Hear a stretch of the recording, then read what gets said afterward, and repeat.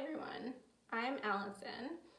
After years of lurking in the booktube community, I have decided to go ahead and actually start a channel that is mainly focused on books.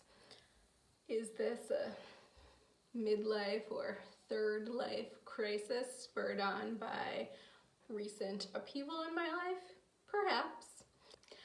As one of my first videos, I wanted to do the Booktube Newbie Tag and talk a little bit about what I hope the channel will be.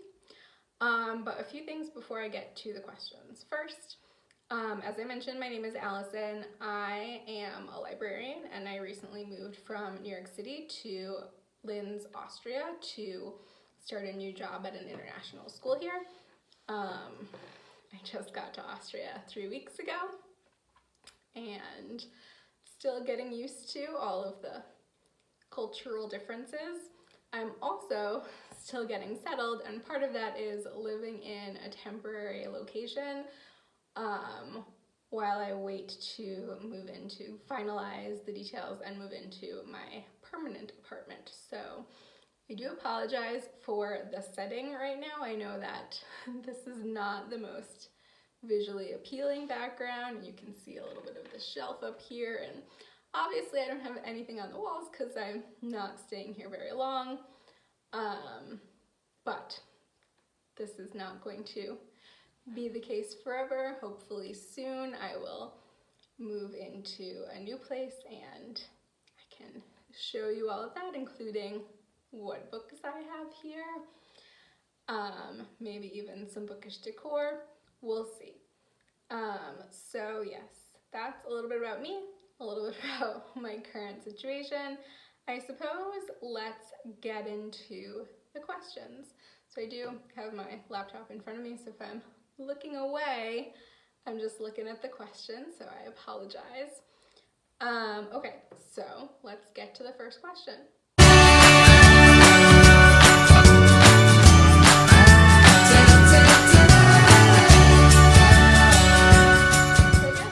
This channel for a number of reasons. The first is, like I said, I've been watching booktube content for years and I love getting to hear other people talk about books, and I love the community that seems to exist around booktube, and I guess after all this time I kind of wanted to contribute to that community. I also have a lot to say about books. I read a ton every year, and I know that's not exactly unusual within a community of people who talk about books, but I feel like there are lots of things that are, there are lots of books that are hyped up in the bookternet, whether it is booktube or booktalk or bookstagram, and I feel like some books that are really great do fly under the radar, and so I hope that one of the things that I can do is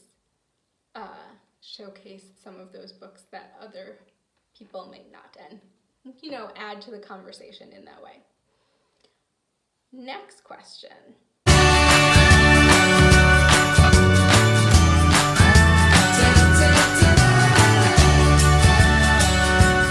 So, I mean, you know, I'm a white librarian. I am super duper unique. I'm being sarcastic, but I feel like, you know, I am now an American living in Europe. Again, that's not super unique, but I do think it would be interesting to, in addition to just doing straight bookish content, do some travel content if, you know, I ever feel safe enough in this pandemic to actually go travel places, including like integrating travel and bookish content, because those are two of my big passions. I also, as I mentioned before, I am a school librarian, and so I want to integrate some education stuff into this channel as well. So basically what I'm telling you is that this is going to be a mishmash of different things, and are any of them really that fun or unique? I guess I will leave that up to you to decide.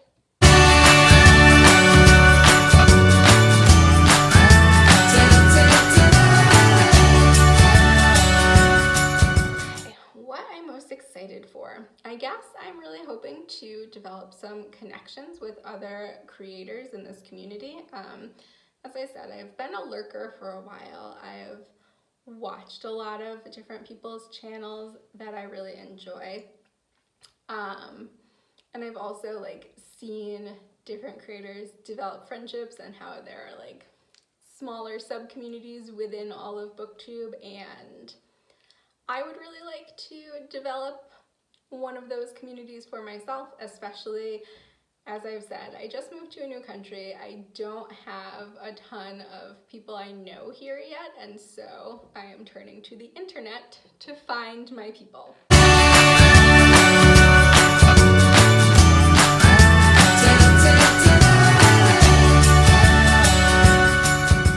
Why do I love reading? I don't know if there's a succinct answer to that. It's something that I've been doing for basically as long as I can remember. You know, I don't even like remember a time in my life when I wasn't a reader and didn't love reading. Obviously, I know there was a time when I couldn't read, but like that doesn't really exist in my memory. So it's just always been a thing that I've enjoyed, and I just remember really strongly connecting to books and characters since I was a kid, whether it was The Babysitter's Club, which I read and reread obsessively during elementary school, or Bridge to Terabithia, which like was the first book that made me sob uncontrollably. And I remember, you know, going through that period that I think a lot of teens and college students go through, where you just get too busy with schoolwork to get to do any reading for fun, and being able to make that journey back into being a recreational reader, and how like that has positively influenced my life. So I guess like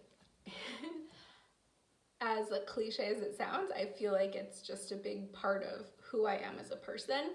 But also, you know, we can only have so many experiences ourselves in life, right? And being able to read so many different stories and go into so many different worlds and situations gives you an opportunity to experience so many different things and meet so many different people who you just wouldn't have in your life if it weren't for reading. And I do realize as I say this how cheesy that sounds, but it's true. You know, I am very sadly probably never going to be able to do magic or travel to space. And those are extreme examples, but even like books that are set in realistic worlds, I'm never going to be able to do all of the things that happen in all of those books, and that gives me an opportunity to have those experiences and live vicariously through others. So I guess that is my rambly answer for why I love reading. I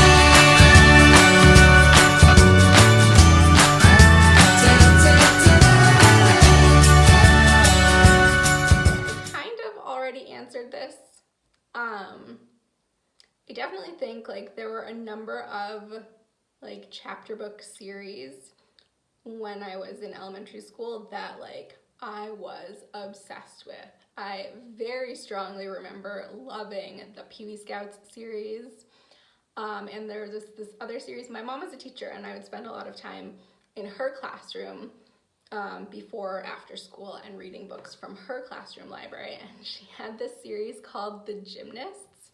And it wasn't that many books long, maybe only like 4 or 6, but I loved those books. I mentioned The Babysitter's Club, I mentioned Bridge to Terabithia. Those were all like big formative books in my childhood that like definitely connected me to being a reader.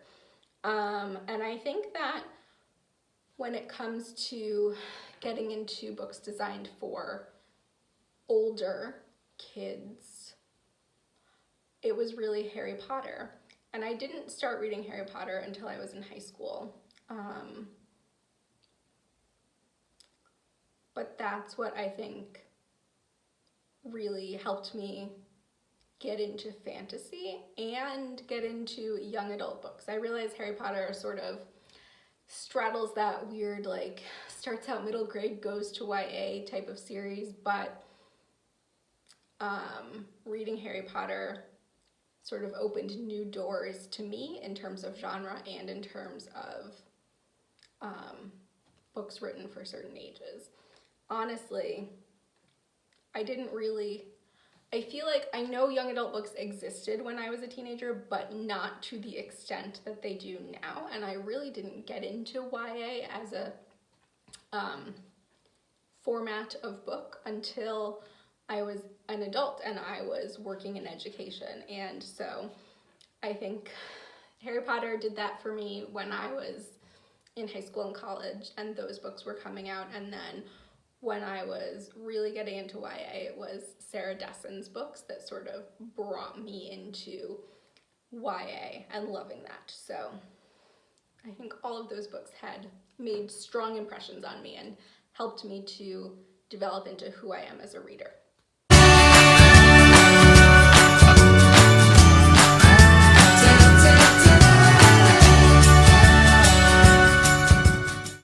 Challenges. Okay, so I really don't know very much about, like, I've never been a social media guru. Like, yes, I have Twitter and Instagram, and I've just used them, like, personally or professionally to connect with friends or learn from other people in my profession, but I don't know how to grow a booktube channel, how to get followers, how to promote without seeming like, I don't know, overeager or just in it for clout or whatever.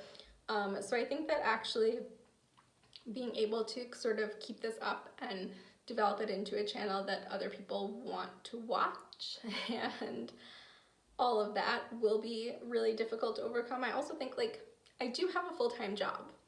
I am working 40 hours a week as a librarian. I'm living in a new country. I have responsibilities connected to that, and there's a steep learning curve when you are developing something new. And in this, like, I don't have a background in video editing or producing videos, so that I think will be a challenge too. You know, as I've said, I know this isn't a great background. Like, the lighting may not be great. I don't know how the sound quality will be. Like, becoming better at all of that will also be a challenge to overcome.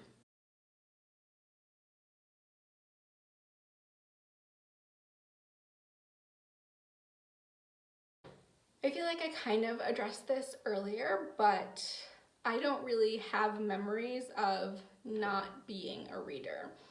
And I know that, like, my parents read to me when I was younger, too young to read to myself, or, you know, just a young person. But, like, my earliest memories, as I mentioned, were spending time in my mom's classroom before after school and reading all the books in her classroom library. So I have been reading. I have been a reader since I was at the very least 7 or 8. And I'm sure before that, but again, that's when, like, my strong memories of reading kick in. I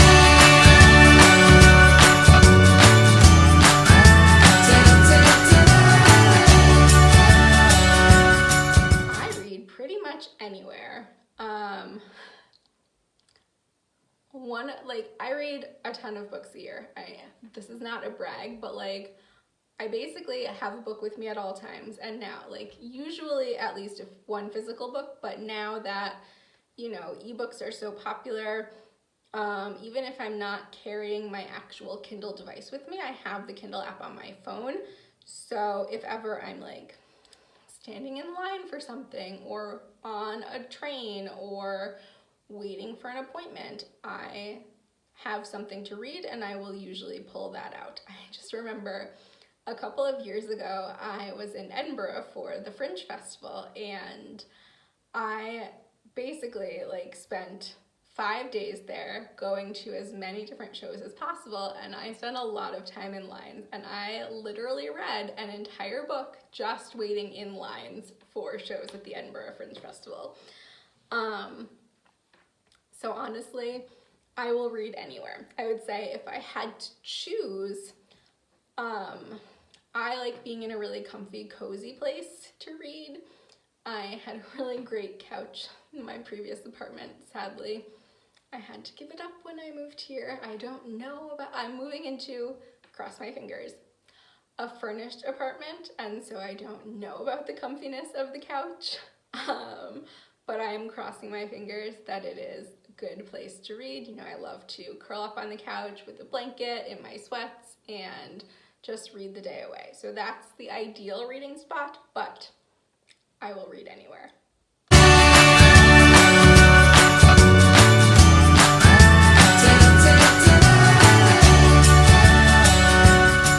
Oh, I don't know.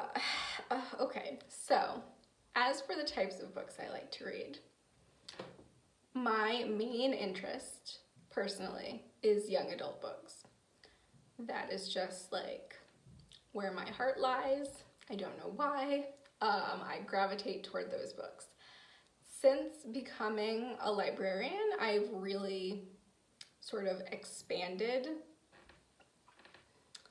what I read. So I tend to read mainly middle grade and YA books, and that's a combination of it helps me do my job better and it's what I really like. And within those, I do have preferred genres. I try to read very widely across genres. I do tend to skip horror because I just don't like scary stuff, but I have read some middle grade horror just to be able to book talk it. I gravitate mostly toward realistic fiction, so toward contemporary stories, toward romance, rom-com, all of that. But I also really like mysteries and thrillers. I really like sci-fi and fantasy. I tend to read less of those because I do have to be in a specific mood, and I also feel like they take me longer to read, but I do like all of those genres. I also have, in the past few years, really gotten into cozy mysteries. I find them really easy reads that are good when like I'm stressed and I don't want my brain to have to work too hard. And I like romances. I have been reading more nonfiction in the past few years. That's mostly because like I want to learn new things and I want to sort of become more knowledgeable about different topics and gain from the lived experiences of people who do not share the same identities that I do. Those are never what I gravitate toward, but I do always enjoy having read them after the experience is over. So yeah, basically, there's no short answer. I like to read almost anything, for almost any age level, from almost any genre. So yeah.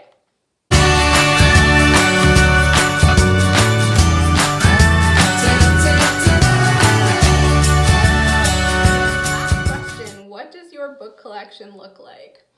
So this is a tricky question to answer. I own a lot of books. Most of them are currently sitting in a storage unit in upstate New York, about a 5-minute drive from my parents' house.